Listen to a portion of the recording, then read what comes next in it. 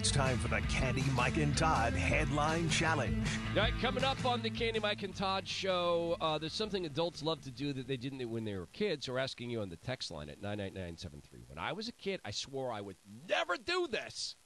And then I encountered the reality of adult life. With that, let's roll the Headline Challenge. All right, first up, did you get your ballot in the mail this week? Washington State senators held a committee meeting today to figure out how they are going to roll out allowing felons to vote in this state. This is something that's long overdue. There's about 21 states in the country right now, we're not one of them, that allows you immediately to reclaim your right to vote once you've served your time for a felony. It makes complete sense. We want these people to be re-enfranchised. The whole notion of not letting them vote is called disenfranchisement. If we want them to let them be re-enfranchised, this is what we should do. They're already going to have a hard enough time getting a job and getting an apartment. Why make them more separated from society by not giving them the right to vote when they've served their time? I could go with that for some levels of felonies, not for murders or where you have taken from somebody their ability to move their own body or use their own body. Not in rape, not in kidnapping, not in murder. When you have taken away my right of mobility or, God forbid, the right of life of one of my loved ones or anyone else, you've shown yourself to be someone who has no caring for human rights in that regard. And in that way, I don't trust you in the voting booth, and particularly if you've taken a life. You took someone else's right to vote forever. So let's make sure that this is some felonies, not all felonies. Up next, back in June, lawsuits were filed against Amazon for recording children without consent on their smart speakers. Amazon has now argued in federal court, hey, they can't sue us. Everyone agreed to arbitration when they clicked agree on terms and conditions. Draw me! Yes, terms of agreement says what? No one reads them about anything. Let's talk about Kate. Now, she read the terms of agreement in a travel insurance company policy that she was about to sign.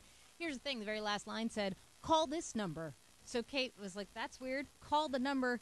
She was given $50,000 by the company. You know why? No one ever reads the agreement to prove a point. Man, if I'd done a better job as a startup CEO and had a whole gajillion bits of money and dollars, etc., you know what I'd do? I'd build the Uber app. Not Uber, the driving thing, but the massive app. You know what it would be? It'd be a I don't agree button. And I would pay consumers $100 to sign up for my app. I would aggregate the top consumers of e-commerce, people like Candy who buy 5 to 6 things per hour.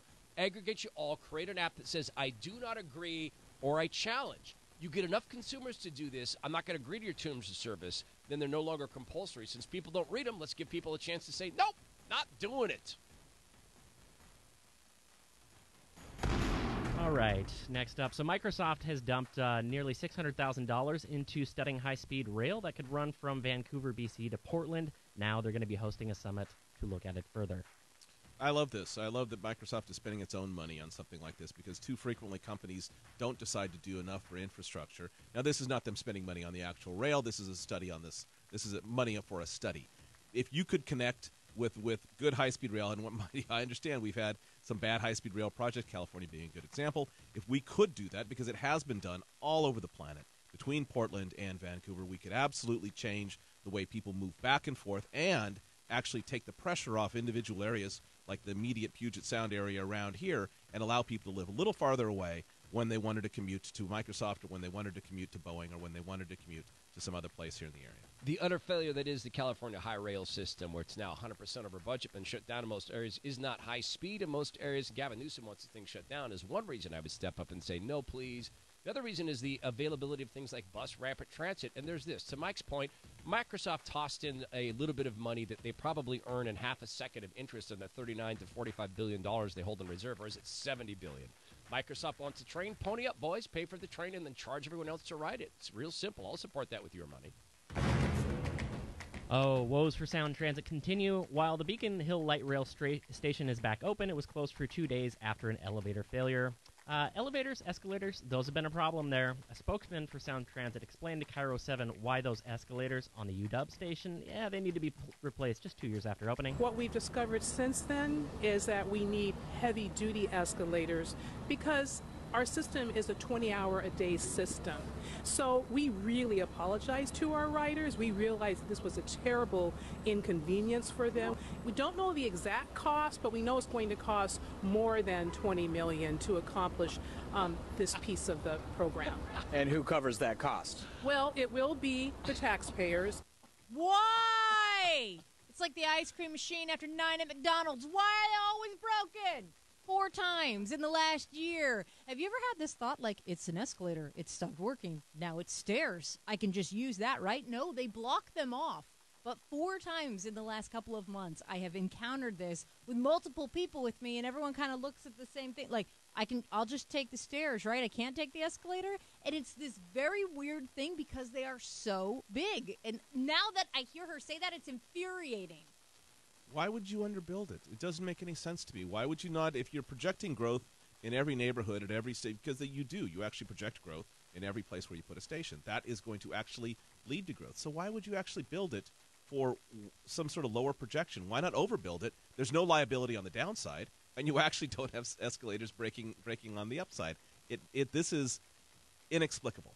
I will attempt an explanation. Sound Transit pays its employees twice what the average state worker earns. Their so-called CEOs pulling down 300 large despite having gotten people killed and saying, according to media reports, African Americans need more help in the workplace. There is no accountability at Sound Transit, none whatsoever. This will continue because no one gets fired, no one gets punished. I do find this funny. When the escalators used to break in Washington, D.C., they would occasionally put up the signs saying, don't walk on the escalators. And those signs would stay up for about 6 seconds. And then someone would move the signs. People would walk up and down the escalators. Because you know what I've noticed? When escalators are broken, they're actually stairs. Next up, a new report has found a lack of accessible childcare directly costs the state economy and employers $2 billion a year. Get this, 25% of parents surveyed had quit jobs or school because of childcare issues. 10% were either fired or forced to quit. I'm surprised that number is not larger, especially in the Seattle area. It is a blood sport to try and find childcare, not to mention the waiting lists. And that's something that we don't talk about a lot, but there are women who get pregnant and then automatically put their child on the waiting list for childcare in this area. There are women who are thinking about getting pregnant who put their list, their kid, and they'll say, well, what name do you want me to put down the list, ma'am? Oh, I haven't picked out a name yet, but I want that childcare spot. And you're talking about more than $1,000 a month at some places. So this is a problem that needs to be fixed. That 4 pre-K program is only going to fix a little bit for the older end. This needs to be something that is definitely implemented for younger kids, too, because this is an expensive city to live in, and you need 2 working parents if you can have them in the same house. Yeah, this is something, Oklahoma has been paying for or subsidizing child care for a little while. Seattle should follow Oklahoma's lead, or the Washington State should follow Oklahoma's lead in this regard. It's an enormous expense, and I have many friends who have made the decision between actually going back to work and actually making a lot less money and having to pay for child care, or having one parent home so they didn't have to pay for child care. That's how expensive it is. It literally is one parent's full income. Dang it! We didn't get to the story about improving the pizza business. Because I know Mike's waiting for some improvements in the pizza business. Let's make sure we get to that tomorrow on the Headline Challenges every day at about 4:15. We do the Headline Challenge. If you don't want to miss it, text the word app, APP, to 98973. Candy's waving at y'all who joined us on Facebook Live. I forgot to say that. Michael Simanoa came in to put us on Facebook Live. Michael, stand in front of the camera. I mentioned your name. No? Candy, take the camera and point it at Michael. No? Okay, it's fine. Union work and all. All right, we come back on the Candy, Mike, and Todd show. When you were a kid, you swore you'd never do it, but then you encountered adulthood, and there you are doing it. Tell us about it at 98973. Get a traffic report here from Kimmy Klein. A lot of drivers on the east side still dealing with some flooded roads around the Snoqualmie Valley, including Highway 203.